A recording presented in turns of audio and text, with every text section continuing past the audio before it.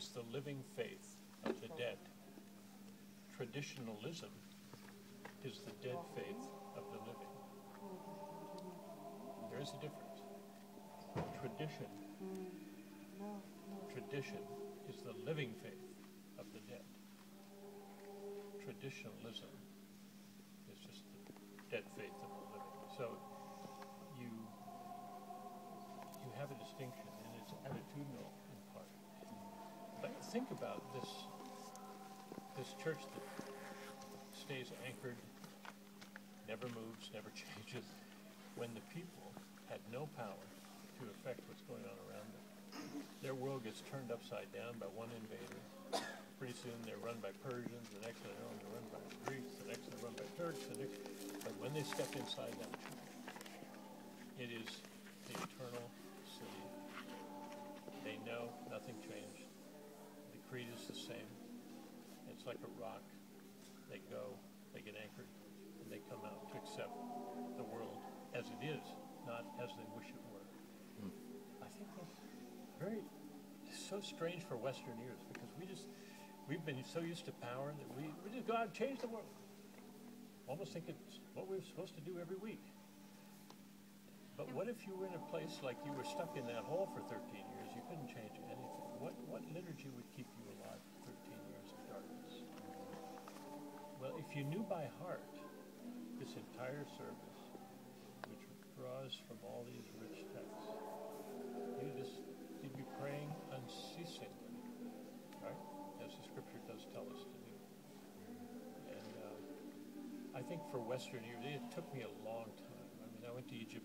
I went to the Middle East in '76 in 5 countries. And I say as a Baptist, this was off my map. But I began to see the sustaining gifts that they added to my free church tradition. And now there are conversations going on in the World Council, Faith and Order, and mission units, and they're trying to figure out ways to make these so that these 4 points are kind of uniform, so that even though we use different languages and we have nuances, we can move from different parts of the world and still find communion, which is kind of important that globality is part of the people. And I used to kind of poo-poo that. No, I don't anymore.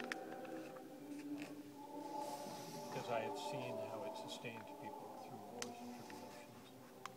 And Rick, I'm sure you are too. And then the new thing is the Islamic dialogue. When Islam comes, you either say, oh, get out of here, or you realize Muhammad drew deeply on Jewish and Christians that he saw in the area. He borrowed heavily. Most of his stuff comes from the Christians and Jews he met in his community. That's a problem, because they didn't understand the Trinity themselves in that part of the world, really, at that time. And so he got a very terrible impression of Trinitarianism. But basically he built on the Shema, Hear, O Israel, the Lord our God is one. You know, and I think what we're trying to do now is find some unity. At least we can have a conversation, not kill each other. And this is creating space for those of us who are different. We can bring our gift.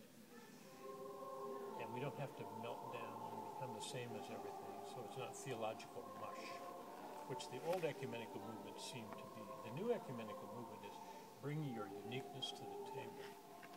Add to the discussion, not subtract from it.